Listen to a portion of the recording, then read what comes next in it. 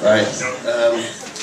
So dwi'n camu o'r rôl chwarae cerddoriaeth i'r rôl fel un o olygyddion y stamp. A mae'n gwestiwn nesaf ni'n fwy arbennig iawn, mae'n ffrind da i ni gyd fel golygyddion. Ac fo oedd yr person gafodd y fraint o fod y cyntaf un i gymryd rhan yn Labordy'r stamp, sef colofn, gobeithio fydd yn rheolaidd yn y cylchgrawn, fydd yn herio un bardd neu lenor neu berson creadigol o ryw fath i greu rhywbeth sydd ella'n disgyn tu allan i be maen nhw'n gwneud fel arfer, tu allan i'r comfort zone fel sy'n ei dweud. Yn Saesneg. Ac Gareth Evans Jones o Sir Fôn ydy'r person arbennig yma. A mae o wedi cael yr her o ysgrifennu stori ffuglen wyddonol i ni. Ac mae'n bleser mawr iawn i fi gael i wahodd yr llwyfan i ddangos ac i ddarllen rhan o'r stori hwnna i ni. Felly, croeso mawr i Gareth.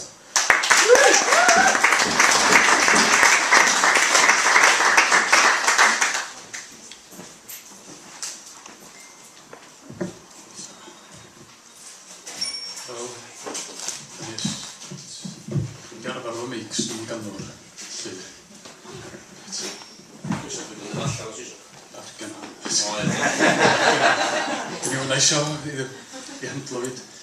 Rwch chi'n glwad yn ei cynna. Rwch, beth. Wel ia, dwi eisiau diolch yn gyntaf i Estyn, Llyr, Grig a Miriam am y cyfle i gyfrannu i'r rhywun gyntaf yma. A mae'n braf iawn gweld y stamp yn cael ei gyhoeddi. Mae yna fwlch anferthol wedi bod ar ôl tu chwith, felly mae'n wych iawn bod na'r ffasiwn beth ar stamp yn bod wan i leisiau newydd a lleisiau hen ag ifanc i allu coeddi. Wedyn ia, ges i cyn Dolig, mis Tachwedd oli fe. Ges i e-bost gen neges Facebook ddiwyr gen Miriam gofyn ti isio her? Oce. Iawn. Be felly? Fe gen ni'r stamp ma'n dod fyny, o iawn, iawn. A mae yna golofn am fod yn rheolaidd, sef y Labordy, fel Estyn sôn, sef disgwyl i lenor neu fardd neu rhywun creadigol rhoi gynnig ar rhywbeth dyn nhw'n mynd deddol o sgwennu lly. A'r her ges i o sgwennu stori ffuglen wyddonol. Fel arfer, dwi byth yn sgwennu straeon ffuglen wyddonol, ond mi dwi wedi sgwennu ffantasi yn y gorffennol, a dwi'n ofni yn fawr iawn mae stori ffantasiol di hon fwy na ffuglen wyddonol, ond mae wedi gosod yn y dyfodol felly. Gyfynhad y syniad lly. Wedyn ia, pan yn dati wedyn i hel syniadau am y stori, mi oedd cysgod Brexit yn dal i fod, a mi oedd na rhyw fethdalwr di ddod yn arlywydd ar ryw wlad go bwerus, ac oedd hynny'n corddi rhywun. Yn aml iawn lly, a wedyn dyna mewn gwirionedd ydy'r stori yma i ryw raddau lly. Ond mae di lleoddi yn y dyfodol union ganrif i'r flwyddyn yma, a o deg gwir, nos Galan yn flwyddyn 2116 fas yn digwydd lly. Ac erbyn hynny mae gennych chi ryw reswm a lludwn, rhywbeth fwy cyfring gennyn nhw. Ac mae yna ryw elfennau hudol di ddod yn ôl i'r byd yma. Ia, dwi'n mynd pa mor debygol o hynny, be hynny'n digwydd, ond na ddarllen dwt bach yno, ac fel adag y flwyddyn newydd, mae yna arferion a ryw hen ofergwylion. Dwi'n gwybod os ydych chi'n gyfarwydd yna reidd, mynd â torth neu lo i mewn i dŷ ar drothwy'r hen galan ar y flwyddyn newydd lly. A ryw chwarae fo hynny dwi yma, sef maen nhw'n hel lludw. A beth yw'r lludw yma ydy y flwyddyn sy'n newydd fod di llosgi.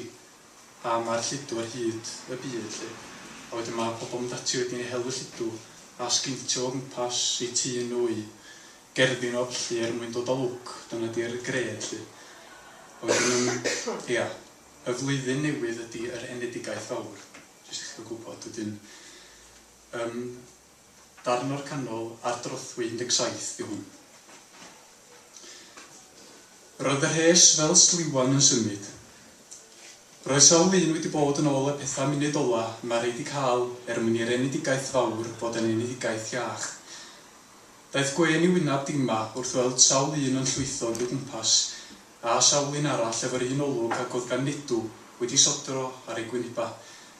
Doedd dim rhaid iddyn nhw boeni, meddylio dima, gan fod y porthor yn gwybod yn iawn beth oedd yn llenwi pocedi ac yn gwybod yn iawn mae chwedl ddi-sail, ddi-help oedd y cyfan, ond yr ddiwedd ei chael myrath. Camodd yr hes yn nes at y porthor. Saunders fyddai yno fel arfer, a'i drwy'n pig bran i'w chylchan. Ond roedd ei wyliau chwarae teg, felly yna rhyw borthor sgerbwd wrth dwnnel y mur y prawn hwnnw. Doedd yma dal heb arfer efo'r holl gyboetio roedd rhaid i wneud cyn cael mynediad i'r pentra. Rhaid oedd sganio bus neu fawd, wedyn sganio llygad, rhag ond fod rhywun wedi torri bus neu fawd oddi ar law rhywun oedd yn byw yn nhref-ddinas, ac wedyn yn gorfod poeri dwmffat a lifau grombil peiriant mwyn gwirio fod y DNA yn cyfatab un o drigolion cynhenid y pentra. Wedyn, bydda'r porthor gwyn mewn lifrau, Saunders fel arfer, yn gwirio'r coloniadau ac yn pwyso'r bwtwm. Un peth da o wneud hynny cyfedd efo dima lawer gwaith, mi oes yn ostad le parcio yn y pentra. Camodd y ddau nes at y mur. Roedd Nedwm yn amlwg yn aniddig a'i dalcan yn lleithio'n sydyn. Hwnio dima gefni gymdar y sython ta. Yna, stopiodd yr hes yn stond. Roedd y porth wedi rhewi a gyntaf wedi hanner i'ch gor. Dechreuodd y bobl sisial misg i gilydd. Safod Nedwm ar flaenau draed yn nhw'n cael gwlw gwell. Roedd y porthor sgerbwd yn pwnio i fysad ar y llechan am yn ail a chodi ben wrth i leisio'r bobl dorri'r draws i gilydd. A pethau wedi dechrau. Mae'n diam i mwyn wedi dechrau. Oeddwn i'n llu, be oeddwn nhw'n darogan. Mae pethau mynd lawr sowth rwan. O, sy'n gwybod ti na. Yn y man, fe gyhoeddwyd mae problem efo'r drws pen arall i dwnnel Trump o ddachos yr oedi. Doedd hynny'n ddim byd newydd. Roedd system y twnnel yn hen fel pechod ac mor ddiffygiol ag adda. Wel, o leia fod y cadw'n gydnaws ar diawl y cyfddenwyr i ôl, meddai hen nain dima wrth unwaith wrth iddo wneud i weith gartra hanes. Roedd yr arlywydd hwnnw ymysg gyrru'r ddylidyddion mawr a man a ddaetha newid i'r drefn ddechrau'r 11 ganrif ar 20, gan gynnwys un gŵr llyfantog a chyfenw Ffrengig, a gŵr eglwysig o Gymro na lwyddodd i ennill Nobel gweitha'r ffaith fod ei gyfenw nodlin berffaith ar wybr honno. Yr urdd hon oedd Brodyr Babel, ac yn driw stori'r tŵr, mi lwyddodd y brodyr i godi miria a gwahanu cenedloedd. Wel, brawd bach y brodyr ddari cynllunio system ddiffygol y twnnel mewn gwirionadd, chwarae teg, nid edys yn mo. Ond hynny roedd y rhwydwaith hwn o furiau yn estyn yn batrwm gwe pri cop o un pen o wlad i'r llall. Cripiodd gwen i wynab dima wrth feddwl am hynny. Felly, gofnod Nedw. Sobra dima drwyddo nodi o ben. Wli, maen nhw wedi trwsio'r peth rwan. A sionciodd yr hes eto, a symud ffynbyrun y gynt, gan fod y dydd yn tynnu gynffon eto. Mi ath y ddau at y sgerbwd, sganio, hoieri, a chrwysir porth yn gwbl ddi-draffath. Cerddodd y ddau drwy'r pentra, heibio'r baneri, ymwyr y luniau a'r cerddluniau y godwyd fel rhan o'r dathliadau. Ath y ddau heibio gŵr pen moel oedd yn eistedd flaen ffwta yn y parc, heb sylwi arno fo. Y fo yn a'i lygaid cymylog yn rhythu ar yr awyr. Roedd bysedd y sair tywydd hwnnw, fel morgrig, yn ceisio dirnad yr arwyddion, yn ceisio'n dair weld yr hyn oedd yn cniwair tu hwnt i'r awel groes. Ti dal ddim yn bod i'r llun hyn yma. I gael sefyll yn o'r rhythu am 2 awr i weld yr un beth dwi'n gweld droion o'r blaen, gofnod yma. Di siŵr? Na, berffeis di. Dwi'n edrych mlaen at gael noson o'n y bocs o dwsin o gania. Gytunodd Nedw. Fe wyddai nad oedd i ben dadla fo'i gyndar. Yn wahanol i Nedw, doedd dima ddim yn geilog gwynt. Ffarwyddodd y ddau ag aeth Nedw i mewn i'r tŷ. Ond cyn i dima gychwyn am yr hofal, prawiodd gynnwys i bocad a sgintio'r lludw cyfrin o flaen gat y tyfu.